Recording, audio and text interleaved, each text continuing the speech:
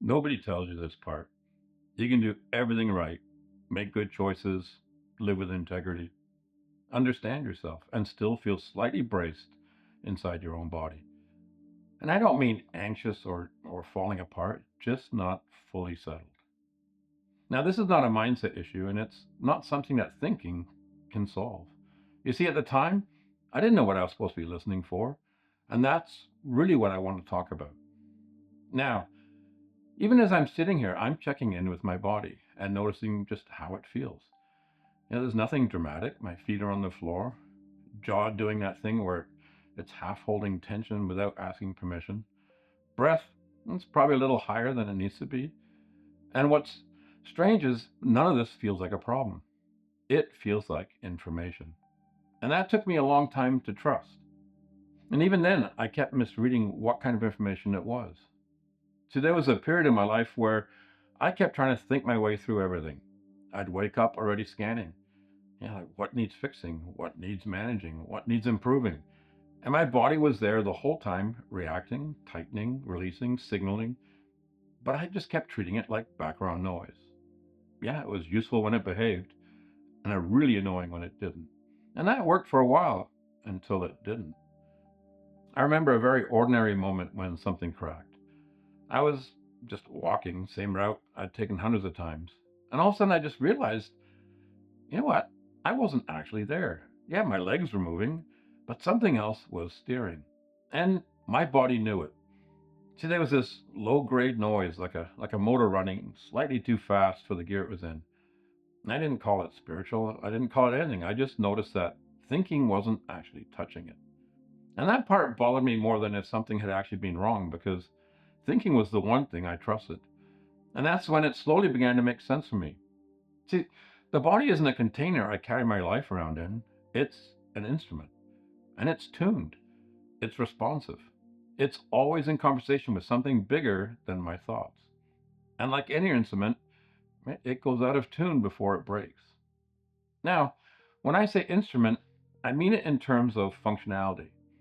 The same way a violin responds to tension and humidity, my body responds to truth and timing. I feel things before I understand them. Tightening shows up before the words do. Fatigue arrives before conclusions. Ease moves in quietly when something lines up, even if my mind hasn't caught up yet. There was a stretch of my life where everything made sense. My choices matched my values. My explanations were clear, and my story, at least from my perception, really held together. Yet, my body still carried effort. It was a subtle effort, but constant. Shoulders engaged, breath held a little high as if maintaining good posture all day. There's nothing wrong with it, just I was never fully resting. That was my first real encounter with congruence, even though I didn't really have a word for it at the time. See, congruence feels like an agreement. The pieces line up beliefs, actions, and identity, all pointing in the same direction. There's an integrity there. The body can feel that steadiness, it knows where it stands. There's no internal agreement tearing things apart. And at the time, I thought, you know what? This is as good as it gets. What surprised me, though, was how much energy congruence still required just to do basic maintenance. The system stays alert constantly, holding that alignment in place. And I couldn't figure out why alignment still felt like work. I assumed that was just the cost of living correctly, of staying intentional, or of being responsible with my choices. And there was nothing wrong enough to really question it. And then it wasn't until much later something else started happening.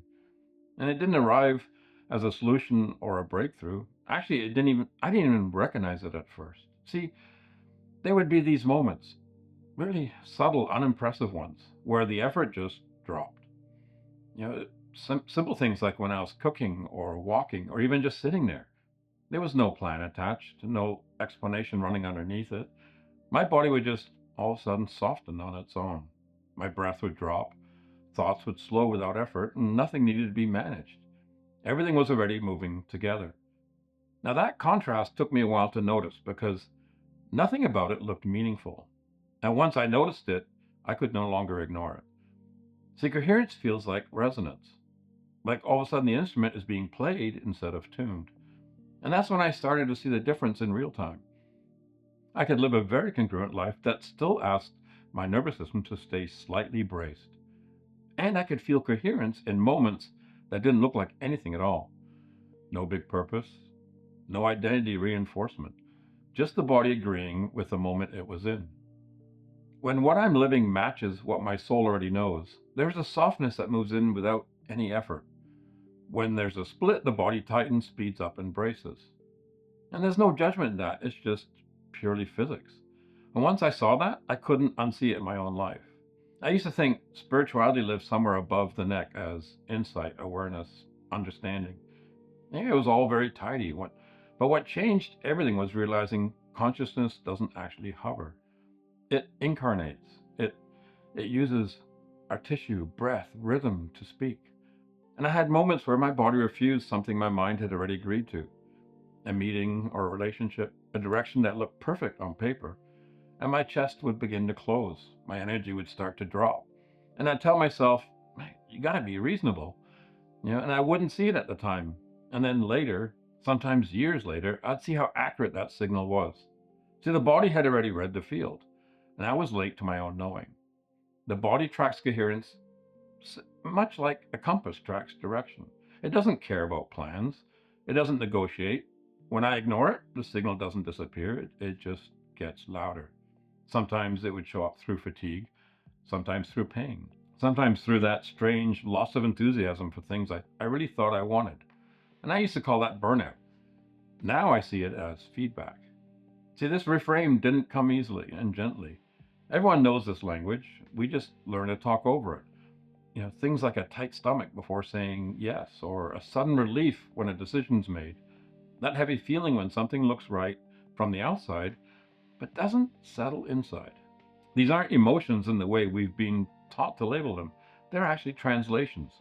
The body translates soul level information into sensation. The body doesn't follow consciousness, it's participating in it. And more often than not, it's ahead of thought. And that took humility to accept, especially after years of valuing insight and understanding. So the body doesn't respond to how aware I think I am, it responds to how congruent I live and whether coherence is actually present underneath that structure. There was a phase where I tried to meditate my way out of physical signals. I thought by sitting longer, breathing deeper, staying calm, that would shift things. But what really shifted things was far simpler. I started listening instead of trying to regulate. And when my body tightened, I asked what truth was being delayed. When fatigue showed up, I stopped framing it as weakness and started treating it as guidance. Something else happened when I did that. My life got quieter, and in a good way. There were fewer internal negotiations, less forcing. Decisions began to reach clarity much faster. Not because I was more certain, because my system was now coherent. And coherence feels different than just calm. Yet calm can be arranged. Coherence feels like everything agreeing without discussion. When that happens, the body begins to open. Breath naturally starts to drop. The nervous system settles without instruction. And I've noticed that when people talk about purpose, they often look upward, as in big ideas, big meanings. For me, purpose really became something I started to feel in my posture, whether my body leans into my life or subtly away from it. There's a reason certain conversations drain you and others don't. A reason some conversations leave you tired, even when nothing overtly happened. The body's always reading the field, either with tone or intention, congruence. It measures truth in the same way an instrument measures resonance. I'll catch myself halfway through a sentence, sometimes feeling my throat tighten. Yeah, that's information. And now I try and pause there. Usually it means I'm about to say something that isn't fully mine yet.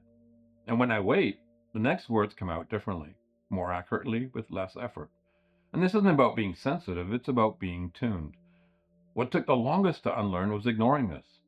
We're taught early to override the body, like sit still, push through, be polite, be productive.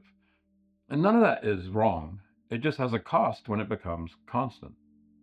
I can tell when I'm living from my head alone.